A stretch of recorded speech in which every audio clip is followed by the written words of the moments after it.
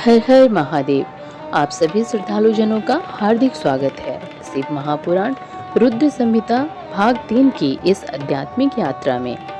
आज हम पहुंच चुके हैं अध्याय 31 से 35 तक की उस दिव्य गाथा में, जहां शिव और पार्वती की लीला, त्याग, प्रेम और परम सत्य का दर्शन होता है।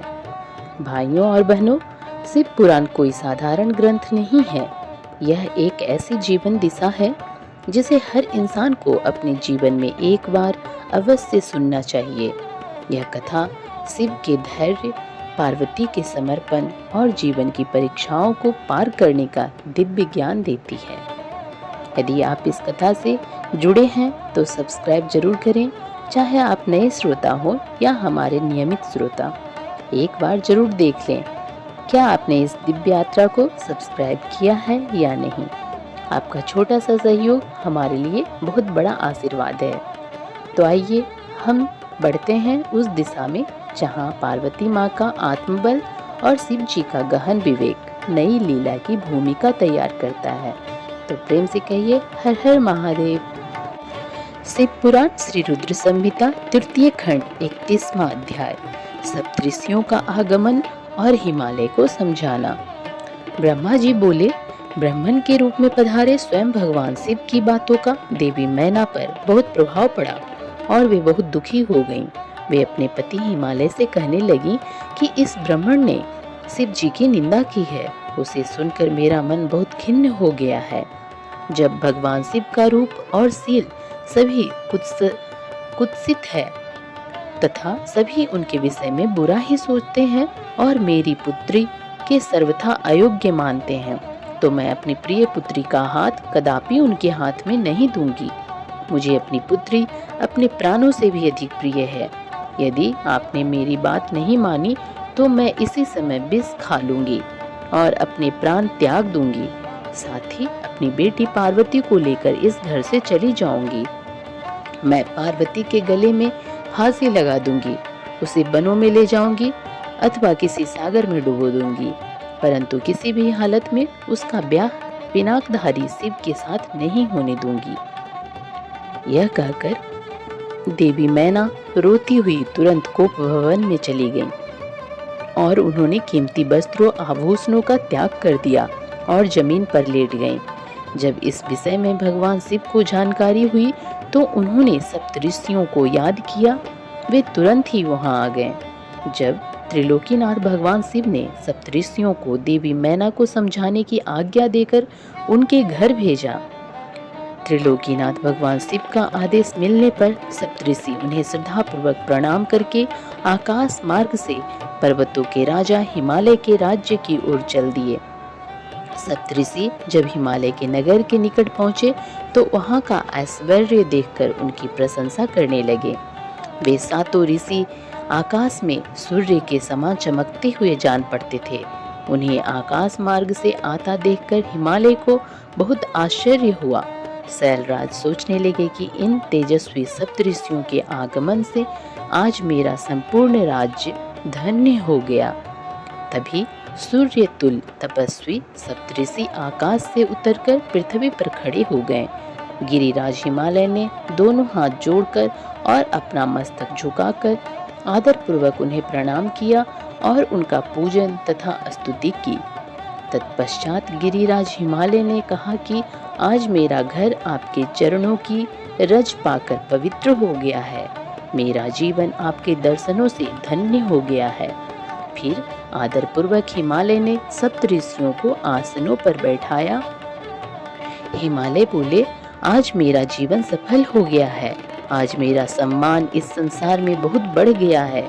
जिस प्रकार अनेक तीर्थों के दर्शनों को पुण्य कमाने का स्रोत माना जाता है, उसी प्रकार आज मैं भी पवित्र तीर्थों के समान वंदनीय हो गया हूँ। हे ऋषिगणों, आप साक्षात भगवान विष्णु के समान हैं। आपने हम दीनों के घर की शोभा बढ़ा दी है। आज मैं स्वयं को संसार का सबसे महत्वपूर्ण व्यक्ति मान रहा हूँ। यद्यपि मैं एक तुच्छ अदना सा मनुष्य हूँ, फिर भी मेरे योग्य कोई सेवा हो तो मुझे अवश्य बताएं। आपका कार्य करके मुझे हार्दिक प्रसन्नता होगी। सप्तऋषि कहने लगे, हे शैलराज, भगवान शिव इस संपूर्ण जगत के पिता हैं। वे निर्गुण और निराकार हैं। वे सर्वज्ञ हैं। वे ही परम ब्रह्मा परमात्मा हैं और वे ही सर्वेश्वर हैं। वे ही इस जगत का आदि और अंत हैं। आप भली भांति त्रिलोकीनाथ भगवान शिव के विषय में सब कुछ जानते ही हैं। वे भक्त वत्सल हैं और सदा ही अपने भक्तों के अधीन हैं।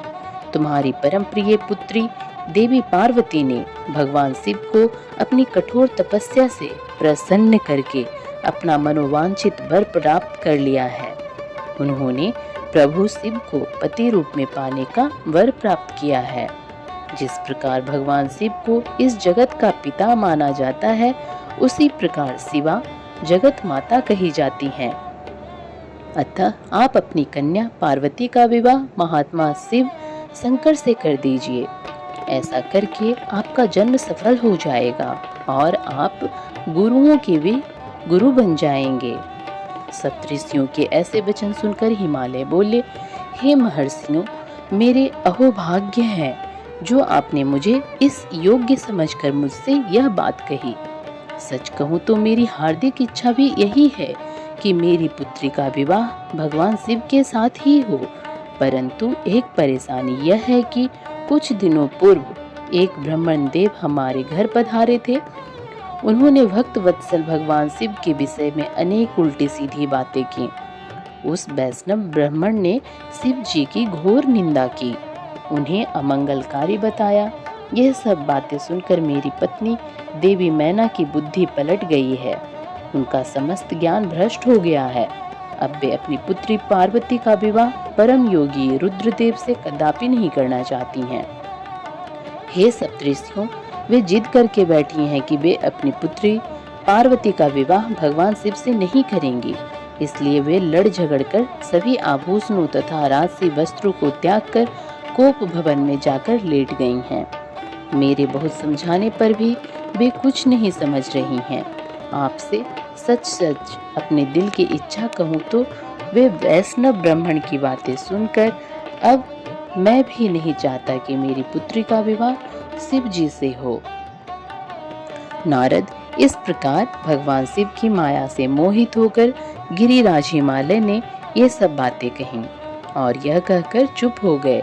तब सप्तऋषियों ने कोप भवन में लेटी हुई देवी मैना को समझाने के लिए देवी अरुंधति को भेजा। अपने पति की आज्ञा पाकर देवी अरुंधति उस कोप भवन में पहुंची, जहां देवी मैना रुष्ट होकर पृथ्वी पर लेटी हुई थी और पार्वती उनके पास ही बैठकर उन्हें समझा रही थी। साध्वी अरुंधति बड़े ही मधुर स्वर में बोली, देवी मैना उठिए, मैं अरुंधति और सप्तऋषि तुम्हारे घर पधारे हैं। देवी अरुंधति को वहां अपने कक्ष में देखकर देवी मैना उठकर बैठ गईं और साक्षात लक्ष्मी के समान उन परम तेजस्विनी को देख उनके चरणों में अपना सिर रखकर बोली, आज हमारे घर में ब्रह्मा जी की पुत्रवधू और महर्षि वशिष्ठ की पत्नी अरुंधति सहित सप्तऋषियों ने पधार कर हमें किस पुण्य का फल दिया है। आपके आने से हमारा कुल धन्य हो गया है। मैं आपसे यह जानना चाहती हूँ कि आपके इस तरह यहाँ आने का क्या उद्देश्य है। देवी मैना के ऐसा कहने पर देवी अरुंधति मुस्कुराई और उन्हें समझाकर कोप भवन से बाहर उस स्थान पर ले गईं जहां सप्तऋषियों सहित गिरिराज हिमालय बैठे हुए थे। तब देवी मैना को वहां आया देखकर श्रेष्ठ और परम ज्ञानी सप्तऋषि भगवान शिव को मन में स्मरण कर समझाने लगे। सप्तऋषि बोले, हे शैलराज, तुम अपनी पुत्री पार्वती का विवाह त्रिलोकीनाथ भक्त वत्सल भगवान शिव से कर दो। वे तो सर्वेश्वर हैं। वे कभी भी किसी से याचना नहीं करते। जगत की रचना के स्रोत ब्रह्मा जी ने तारकासुर को यह वरदान दिया है कि केवल शिव पुत्र के हाथों ही उसका वध होगा। इस समय तारकासुर के कारण तीनों लोकों में हाहाकार मचा हुआ है। उसने देवराज इंद्र सहित सभी देवताओं को स्वर्ग से निकाल दिया है। साथ ही वह निर्दोष लोगों का भी शत्रु बन बैठा है। साधुओं और ऋषि मुनियों को यज्ञ नहीं करने देता। तथा उनकी पूजा उपासना को तारकासुर के सैनिक समय समय पर नष्ट कर देते हैं। उन्होंने सभी के जीवन को कष्टकारी बना रखा है। इस संसार में व्याप्त बुराइयों और दुष्प्रवृत्तियों के विनाश के लिए संहारक रुद्रदेव का पुत्र ही सबसे उपयुक्त है। उस वीर और बलवान पुत्र की प्राप्ति के लिए आवश्यक है कि भगवान शिव विवाह कर लें। इसलिए ब्रह्मा जी ने भगवान शिव से विवाह करने की प्रार्थना की है। यह सर्वविदित है कि भगवान शिव परम योगी हैं और विवाह के लिए उत्सुक नहीं हैं। तुम्हारी पुत्री पार्वती ने भगवान शिव की कठोर तपस्या करके शिव को अपना पति बनाने के लिए वर प्राप्त किया था। यही कारण है कि महादेव जी देवी पार्वती का पानी ग्रहण करना चाहते हैं।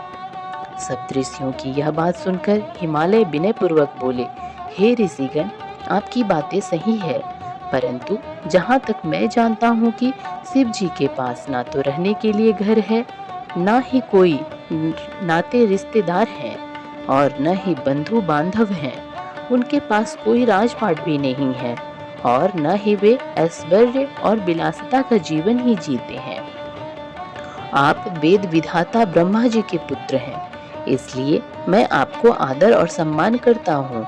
आप परम ज्ञानी हैं और यह सब जानते हैं कि जो पिता काम, मोह, भय अथवा लोभ के कारण अपनी कन्या का विवाह अयोग्य वर से कर दे, वे मरने के बाद नरक के भागी होते हैं। इसलिए मैं कोई ऐसा कार्य नहीं करना चाहता जिससे मैं नरक का भागी बनूं।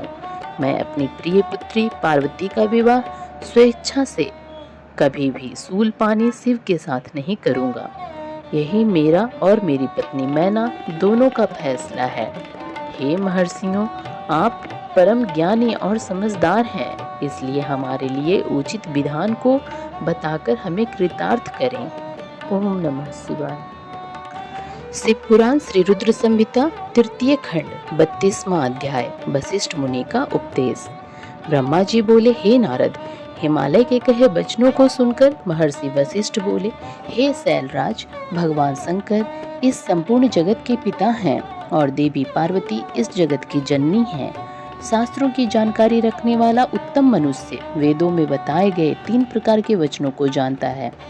पहला वचन सुनते ही बड़ा प्रिय लगता है, परंतु वास्तविकता में वह असत्य व अहितकारी होता है। इस प्रकार का कथन हमारा शत्रु ही कह सकता है।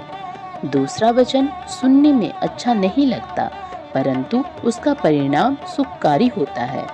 तीसरा वचन सुनने में अमृत के समान लगता है तथा वह परिणामतः हित करने वाला होता है।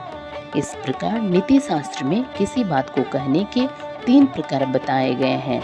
आप इन तीनों प्रकार में किस तरह का वचन सुनना चाहते हैं? मैं आपकी इच्छा अनुसार ही बात करूंगा। भगवान शंकर सभी देवताओं के स्वामी हैं। उनके पास दिखावटी संपत्ति नहीं है। वे महान योगी हैं और सदैव ज्ञान के महासागर में डूबे रहते हैं। वे ही सबके ईश्वर हैं। गृहस्थ पुरुष राज्य और संपत्ति के स्वामी मनुष्य को ही अपनी पुत्री का वर चुनता है।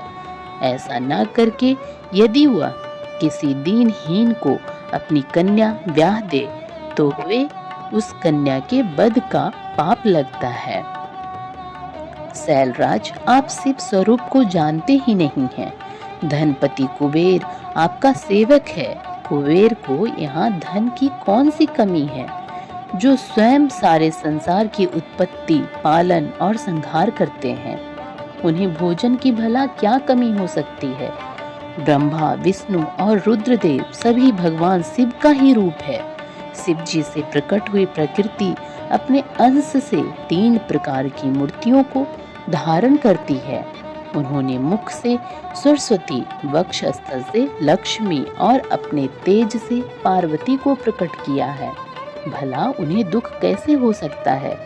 तुम्हारी कन्या तो कल्प कल्प में उनकी पत्नी होती रही है और एवं होती रहेंगी।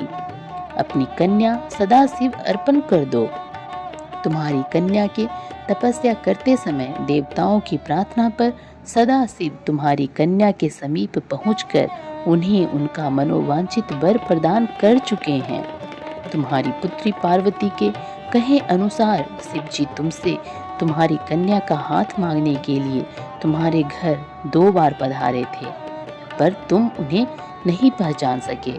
वे नटराज और ब्राह्मण वेशधारी शिव ही थे जो तुम्हारी कन्या का हाथ मांगने आए थे, पर तुमने मना कर दिया। यह तुम्हारा दुर्भाग्य नहीं है तो क्या है?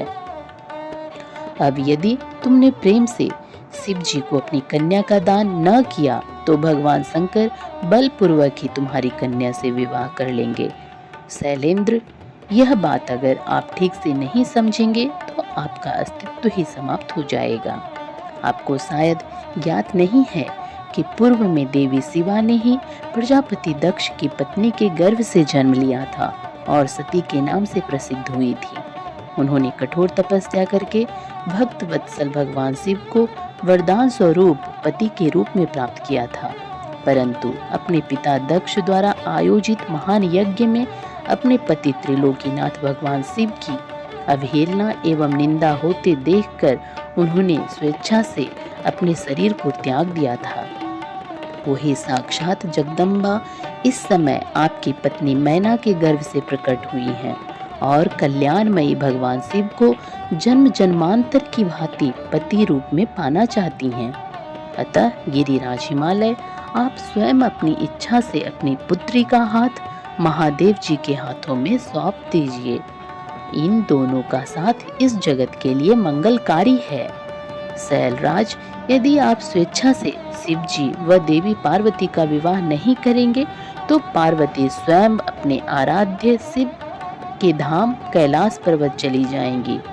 आपकी प्रिय पुत्री पार्वती की इच्छा का सम्मान करते हुए ही भगवान शिव स्वयं आपसे पार्वती का हाथ मांगने के लिए वेश बदल कर आपके घर आए थे, परंतु आपने उनको नहीं पहचाना और अपनी कन्या देने से इनकार कर दिया। आपके शिखर पर तपस्या के लिए पधारे भगवान शिव की देवी पार्वती ने जब सेवा की थी तो आप भी उनके इस निर्णय में उनके साथ थे। आपकी आज्ञा प्राप्त करके ही देवी पार्वती भगवान शिव को पति रूप में पाने की इच्छा लेकर तपस्या करने हेतु वन में गई थी। उनके इस प्रण और कार्य को आपने सराहा था, फिर आज ऐसा क्या हो गया कि आप अपने ही वचनों से पीछे हट रहे हैं? भगवान शिव ने देवताओं की प्रार्थना स्वीकार करके हम सप्तऋषियों को और देवी अरुंधति को आपके पास भेजा है। इसलिए हम आपको यह समझाने आए हैं कि आप पार्वती जी का हाथ भगवान शिव के हाथों में दे दें। ऐसा करके आपको बहुत आनंद मिलेगा। भगवान शिव ने तपस्या के पश्चात प्रसन्न होकर देवी पार्वती को यह वरदान दिया है कि वे उनकी पत्नी हों। भगवान शिव परमेश्वर हैं, उनकी वाणी कदापि असत्य नहीं हो सकती। उनका वरदान अवश्य सत्य सिद्ध होगा। इसलिए हम सप्तऋषि आपसे यह अनुरोध कर रहे हैं कि आप इस विवाह हेतु प्रसन्नता पूर्वक अपनी स्वीकृति प्रदान करें। ऐसा करके आप अपने परिवार का ही नहीं समस्त मानवों और देवताओं का कल्याण करेंगे। श्री रुद्र संहिता 3 खंड 33वां अध्याय। अनरण्य राजा की कथा। ब्रह्मा जी बोले, हे नारद, कुल की रक्षा के लिए किसी एक का त्याग कर देना ही नीति शास्त्र कहलाता है। जिस प्रकार राजा अनरण्य ने अपने राजपाट, संपत्ति और अपने परिवार की रक्षा के लिए अपनी पुत्री का विवाह एक ब्राह्मण से कर दिया था, इसी प्रकार लोक कल्याण के लिए आपको भी स्वीकृति दे ही देनी चाहिए। राजा अनरण्य के बारे में सुनकर शैलराज हिमालय ने पूछा, हे महर्षि, मैं राजा अनरण्य की कथा सुनना चाहता हूँ। गिरिराज हिमालय के ऐसे वचन सुनकर मुनि विशिष्ट बोले, हे पर्वतराज, महाराजा मनु की 14वीं संतान इंद्रा सावर्णी के वंश में ही राजा अनरण्य का जन्म हुआ था। वे भगवान शिव के परम भक्त थे। 7 द्वीपों पर उनका राज था। राजा अनरण्य ने भृगु मुनि को अपना आचार्य बनाकर 100 यज्ञ पूर्ण कराए थे। राजा अनरण्य की 5 रानियां, 100 पुत्र व एक साक्षात लक्ष्मी स्वरूपा परम सुंदरी कन्या थी, जिनका नाम पद्मा था। पद्मा इकलौती पुत्री होने के कारण बहुत लाडली थी। राजा अनरण्य और उनकी 5 रानियां पद्मा को बहुत प्यार करते थे। राजा बहुत ही सरल, न्यायप्रिय व उदार थे। देवताओं द्वारा स्वर्ग का सिंहासन दिए जाने पर उन्होंने उसे ग्रहण करने से इनकार कर दिया था। जब राजा अनरण्य की प्रिय पुत्री पद्मा विवाह के योग्य हुई तो राजा अनरण्य को उसकी विवाह की चिंता सताने लगी। पद्मा के लिए योग्य वर की खोज शुरू हो गई। चारों दिशाओं में सुयोग्य वर की तलाश की जा रही थी। अनेकों राजाओं को पत्र लिखे गए। एक दिन संजोगवश देवी पद्मा वन में विहार के लिए अपनी सखियों के साथ गई हुई थी। वहां तपस्या करके लौट रहे ऋषि पिप्पलाद की दृष्टि पद्मा नाम की उस सुंदरी पर पड़ गई। वे उसकी सुंदरता पर मोहित हो गए। वे उस सुंदरी को मन में बसाए हुए ही अपनी कुटिया पर पहुंच गए। सुंदरी का सौंदर्य पिप्पलाद के मन मस्तिष्क में धंस गया था। एक दिन ऋषि पिप्पलाद पुष्पाभद्रा नामक नदी में स्नान करने गए। संजोगवश राजा अनरण्य की परम सुंदरी पुत्री पद्मा भी वहां उपस्थित थी।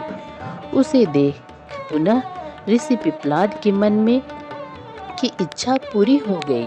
उन्होंने पद्मा की सखियों और सैनिकों से उसका परिचय प्राप्त कर लिया। वही कुछ मनुष्यों ने ऋषि की हंसी उड़ाते हुए कहा कि ऋषि जी, आपका मन देवी पद्मा पर मुग्ध हो गया है, तो आप महाराज से उन्हें मांग क्यों नहीं लेते। इस प्रकार के वचन सुनकर पिप्पलाद लज्जित तो हुए, परंतु उनके दिल में सुंदरी पद्मा को पाने की इच्छा कम न होकर और बलवती हो गई। स्नान, नित्य कर्म और शिव पूजन आदि में निवृत्त होकर मुनि पिप्पलाद राजा अनरण्य की सभा में चले गए। अपने दरबार में मुनि को पधारा देखकर राजा अनरण्य ने चरण छूकर उनका अभिवादन किया तथा विधिवत पूजन करने के पश्चात उन्हें आसन पर बैठाया तथा पूछा कि मैं आपकी क्या सेवा कर सकता हूँ। इस पर ऋषि पिप्पलाद बोले, राजा, आप अपनी कन्या पद्मा को मुझे सौंप दीजिए। यह सुनकर राजा चुप हो गए। इस पर पिप्पलाद मुनि कहने लगे कि राजा, यदि शीघ्र ही तुमने अपनी कन्या मुझे नहीं दी तो मैं क्षण भर में ही तुम्हें और तुम्हारे कुल को भस्म कर दूंगा। यह बात सुनकर राजा, उनकी रानियां, नौकर चाकर, दासियां सभी रोने लगे। राजा अनरण्य यह सोच अत्यंत व्याकुल हो उठे कि कैसे वे अपनी फूलों से भी कोमल पुत्री का हाथ एक बूढ़े ऋषि को दे दे। राजा इसी चिंता में डूबे हुए थे कि वे क्या करें कि तभी वहां उनके पुरोहित और राजगुरु आ पहुंचे। राजा ने सारा वृत्तांत उन्हें सुनाया। इस पर राजगुरु बोले कि राजन, आपको अपनी कन्या का विवाह किसी से तो करना ही है, तो क्यों ना उसका विवाह ऋषि पिप्पलाद से ही कर दिया जाए। इससे आपके कुल की भी रक्षा हो जाएगी। यह ब्राह्मण इस कुल का विनाश कर दे, इससे तो अच्छा है कि पद्मा का विवाह इन्हीं से हो जाए। इस प्रकार अपने राजपुरोहित और राजगुरु के वचन सुनकर राजा अनरण्य ने अपने कुल की रक्षा करने के लिए अपनी कन्या को वस्त्र आभूषणों से अलंकृत करा उसे ऋषि पिप्पलाद को अर्पित कर दिया। तत्पश्चात देवी पद्मा और ऋषि पिप्पलाद का वैदिक रीति से परिणय उत्सव संपन्न हुआ तथा राजा ने प्रसन्नता पूर्वक अपनी पुत्री को विदा कर दिया। राजा अनरण्य से विदा लेकर ऋषि पिप्पलाद अपनी पत्नी पद्मा को साथ लेकर अपने आश्रम पर पहुंचे, इस शोक में कि हमने अपनी पुत्री को एक वनवासी बूढ़े को सौंप दिया है। राजा अनरण्य राजपाट छोड़कर वन में चले गए। अपने पति और पुत्री की याद में रो रो कर रानी ने अपने प्राण त्याग दिए। उनके घर परिवार में चारों ओर दुख ही दुख था। राजा अनरण्य ने शिव कृपा से शिवलोक को प्राप्त किया। तत्पश्चात उनके पुत्र कीर्तिमान ने राज्य किया और उनके कुल का नाम चारों ओर फैला। इसलिए हे हिमालय राज, आप अपनी पुत्री को भगवान शिव को अर्पण करके अपने राज्य, कुल और धन की रक्षा करके सभी देवताओं को अपने अधीन कर लीजिए। ओम नमः शिवाय। शिव पुराण श्री रुद्र संहिता तृतीय खंड 34वां अध्याय पद्मा पिप्लाद की कथा।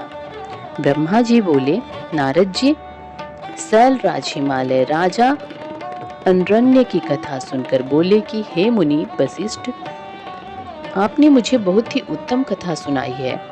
अब मुझ पर कृपा करके मुझे ऋषि पिप्लाद और देवी पद्मा के विवाह से आगे की भी कथा सुनाइए। पद्मा को पत्नी बनाकर ऋषि कहाँ गए और उन्होंने क्या किया? शैलराज हिमालय के इस प्रकार कहे प्रश्नों को सुनकर मुनि वशिष्ठ बोले, पर्वतराज, ऋषि पिप्लाद अत्यंत वृद्ध थे। उनकी कमर झुकी हुई थी तथा वे कांप कांप कर आगे चल पाते थे। इस प्रकार बूढ़े ऋषि की पत्नी बनकर देवी पद्मा उनके साथ उनकी कुटिया में आ गई। पद्मा रूपवती होने के साथ साथ गुणवती भी थी। वह साक्षात लक्ष्मी का रूप थी। अपने पति को वह साक्षात विष्णु समझकर उनकी सेवा करती थी। एक दिन की बात है कि देवी पद्मा स्वर्णदा नदी नामक नदी में स्नान करने गई। तभी धर्मराज वहां आ पहुंचे और उनके मन में पद्मा की परीक्षा लेने की बात आई। धर्मराज ने राजसी वस्त्रों एवं आभूषणों को धारण किया और रथ में बैठ गए। रथ में बैठे वे साक्षात कामदेव प्रतीत हो रहे थे। देवी पद्मा को मार्ग में ही रोककर उन्होंने कहा, देवी, आप तो परम सुंदरी हैं। आपकी सुंदरता को देखकर तो चांद भी शर्मा जाए। आप तो राजरानी बनने योग्य हैं। आप इस भयानक जंगल में उस बूढ़े पिप्लाद के साथ क्या कर रही हैं? वह बूढ़ा तो मृत्यु के परम पास है। देवी, आप उसको त्याग कर मेरे साथ चलें। मैं आपको अपने हृदय में स्थान दूंगा। आप मेरी रानी बनकर राज करेंगी। आपकी सेवा करने के लिए हजारों दासियां होगी जो आपकी हर आज्ञा को सिरोधार्य करेगी। मैं स्वयं आपका दास बनकर रहूंगा। यह कहकर धर्मराज रथ से नीचे उतरकर देवी पद्मा का हाथ पकड़ने हेतु आगे बढ़े। यह देखकर पद्मा क्रोधित हो गई और पीछे हटकर जोर से बोली, अरे मूर्ख, अज्ञानी, अधर्मी, पापी, दूर हट जा। यदि तूने मुझे स्पर्श भी किया तो तू नष्ट हो जाएगा। तू काम में अंधा होकर मेरे पतिव्रत धर्म को भ्रष्ट करना चाहता है। तू क्या सोचता है कि तेरा यह राजसी रूप और धन देखकर मैं अपने परम पूज्य महातेजस्वी ऋषि पिप्लाद को त्याग दूंगी? नहीं, कदापि नहीं। याद रख, यदि तू मुझे बुरी नजर से देखेगा, भस्म हो जाएगा। देवी पद्मा के शाप को सुनकर धर्मराज भयभीत हो गए। उन्होंने तुरंत राजा का वेश त्याग दिया और अपने असली रूप में आकर बोले, माता, मैं धर्म हूँ, मैं ज्ञानियों का गुरु हूँ और हर स्त्री को सदैव अपनी माता मानता हूँ। मैंने यह सब आपकी परीक्षा लेने के लिए ही की है। मेरा जन्म ही इसलिए हुआ है कि मैं धर्मात्मा मनुष्यों की धर्म संबंधी परीक्षा लेकर उन्हें धर्म में दृढ़ करूं। परंतु देवी, आपने मुझे सांप दे दिया है, अब मेरा क्या होगा? यह कहकर धर्मराज चुपचाप खड़े हो गए। तब देवी पद्मा ने कहा, हे धर्मराज, आप तो इस संसार के सभी जीवों के कर्मों के साक्षी हैं। फिर मेरी परीक्षा लेने के लिए आपको यह सब ढोंग करने की क्या आवश्यकता थी? अब तो शब्द मेरे मुंह से निकल चुके हैं। जिस प्रकार कमान से निकला तीर कमान में वापस नहीं आ जा सकता, उसी प्रकार मेरा शाप मिथ्या नहीं हो सकता। धर्म आपके 4 पाद हैं। सतयुग में तुम्हारे चारों पाद होंगे, त्रेता युग में 3 पाद होंगे और द्वापर युग में 2 पाद होंगे। कली युग में एक भी पाद नहीं होगा। परंतु जब पुनः सतयुग शुरू होगा तो तुम्हारे चारों पाद पूर्व की भांति वापस आ जाएंगे। पद्मा के वचनों को सुनकर धर्मराज प्रसन्न हो गए और कहने लगे, देवी, आप धन्य हैं। आप अति पतिव्रता हैं। आपका अपने पति से अटूट प्रेम है। आप सदा ही उनके चरणों से प्रेम करोगी। मैं आपके पतिव्रत धर्म से प्रसन्न होकर आपको वरदान देता हूँ कि आपके पति जवान हो जाएं तथा उनकी जवानी अस्थिर रहे। वे मार्कंडेय के समान दीर्घायु हों, कुबेर के समान धनवान तथा इंद्र के समान सुंदर एवं वैभव संपन्न हों। देवी, आपको शीघ्र ही 10 पुत्रों की प्राप्ति होगी जो कि गुणवान व दीर्घायु होंगे। यह कहकर धर्म अंतर्ध्यान हो गए और देवी पद्मा अपने घर वापस आ गईं। उसने घर पहुंचकर देखा तो उसके पति धर्म के वरदान के अनुसार जवान हो गए थे। उनके घर में सुख विलास की सभी वस्तुएं मौजूद थीं। इस प्रकार पिप्लाद और पद्मा सुखपूर्वक जीवन व्यतीत करने लगे। कुछ समय पश्चात देवी पद्मा को 10 पुत्रों की प्राप्ति हुई, जिन्हें पाकर दंपति का जीवन खुशियों से भर गया। ओम नमः शिवाय। शिव पुराण श्री रुद्र संहिता तृतीय खंड 35वां अध्याय। हिमालय का शिव जी के साथ पार्वती के विवाह का निश्चय करना। ब्रह्मा जी बोले, नारद, वशिष्ठ ने राजा अनरण्य की पुत्री पद्मा और ऋषि पिप्लाद के विवाह तथा धर्मराज द्वारा पद्मा को प्रदान किए गए वरदान की कथा सुनाकर कि पिप्लाद स्थिर रहने वाले यौवन के स्वामी होंगे, इंद्र के समान सुंदर व वैभव से संपन्न होंगे और 10 सर्वगुण संपन्न पुत्रों की उन्हें प्राप्ति होगी। शैलराज हिमालय से कहा कि राजन, मैं आपसे प्रार्थना करता हूँ कि आपके और आपकी पत्नी मैना के मन में जो भी नाराजगी है उसे भूलकर आप अपनी पुत्री पार्वती का विवाह त्रिलोकीनाथ महादेव जी के साथ कर दें। आज से 1 सप्ताह बाद का मुहूर्त, जब रोहिणी नक्षत्र में चंद्रमा और पुत्र बुध के साथ लग्न में स्थित होंगे, अत्यंत शुभ है। मार्गशीर्ष माह के सोमवार को लग्न में भी सभी शुभ ग्रहों की दृष्टि होगी। उस समय बृहस्पति भी सौभाग्य के बस में होंगे। ऐसे शुभ मुहूर्त में अपनी पुत्री पार्वती, जो कि साक्षात जगदम्बा का अवतार है, का पानी ग्रहण भक्तवत्सल भगवान शिव से कर देने पर आप अपने आप को धन्य समझेंगे। यह कहकर ज्ञान शिरोमणि मुनि वशिष्ठ चुप हो गए। उनकी बात सुनकर मैना और हिमालय आश्चर्यचकित रह गए और अन्य पर्वतों से बोले, गिरिराज मेरु, मद्रांचल, मैनाक, गंधमादन, सहमा, विंध्य, आप सभी ने मुनिराज वशिष्ठ के वचनों को सुना है। कृपया आप सब मुझे यह बताइए, इन परिस्थितियों में मुझे क्या करना चाहिए। आप सभी इस संबंध में मुझे अपने विचारों से अवगत कराइए। शैलराज हिमालय के कहे इन वचनों को सुनकर सभी पर्वतों ने आपस में विचार विमर्श किया और बोले, हे गिरिराज हिमालय, इस समय ज्यादा सोच विचार करने से कुछ नहीं होगा। अच्छा यही है कि हम सप्तऋषियों द्वारा कही गई बात को मानकर देवी पार्वती का विवाह शिव जी से करा दें, क्योंकि वास्तव में पार्वती का जन्म ही देवताओं के कार्यों को पूरा करने के लिए हुआ है। अतः हमें शीघ्र ही उनकी अमानत उनके हाथों में सौंपकर अपनी जिम्मेदारियों से मुक्त हो जाना चाहिए। तब सुमेरु तथा अन्य पर्वतों की बात सुनकर हिमालय प्रसन्न हुए और देवी पार्वती भी मन ही मन मुस्कुराने लगी। देवी अरुंधति ने भी विविध प्रकार की कथाओं को सुनाकर पार्वती की माता मैना को समझाने का प्रयत्न किया। मैना जब समझ गई तो बहुत प्रसन्न हुई और उन्होंने सभी को उत्तम भोजन कराया। उनके मन का सारा संदेह और भय दूर हो गया। शैलराज हिमालय ने दोनों हाथ जोड़कर उन सप्तऋषियों से कहा कि आपकी बातों को सुनकर मेरे मन का सारा शक दूर हो गया है। मैं भली भांति जान गया हूँ कि शिव जी ही ईश्वरों के ईश्वर अर्थात सर्वेश्वर हैं। वे इस जगत के कण कण में व्याप्त हैं। वे अतुलनीय हैं। इस संसार की हर वस्तु एवं हर प्राणी उन्हीं का है। यह कहकर हिमालय ने अपनी पुत्री पार्वती का हाथ पकड़कर उसे सप्तऋषियों के पास खड़ा कर दिया और बोले कि आज से मेरी पुत्री शिव जी की अमानत है। वे जब चाहें इसे यहाँ से ले जा सकते हैं। ऋषिगण शैलराज की बातें सुनकर प्रसन्न हुए और बोले, भगवान शिव जी आपकी पुत्री को स्वयं मांगकर आपको सौभाग्य प्रदान कर रहे हैं। यह कहकर वे ऋषिगण पार्वती को आशीर्वाद देने लगे और बोले, देवी आपका कल्याण हो तथा आपके गुणों में निरंतर वृद्धि हो। आप शिव जी की अर्धांगिनी बनकर उनका जीवन खुशियों से भर दें। सप्तऋषियों ने सुविचार करके 4 दिनों के बाद का शुभ मुहूर्त विवाह के लिए निकाला। तब शैलराज हिमालय और देवी मैना से आज्ञा लेकर वे सप्तऋषि देवी अरुंधति सहित वहां से भगवान शिव के पास चले गए। तो प्रेम सहित कहिए हर हर महादेव। तो भक्तों, आपने सुनी शिव पुराण रुद्र संहिता भाग 3 की अध्याय 31 से 35 तक की अनुपम कथा।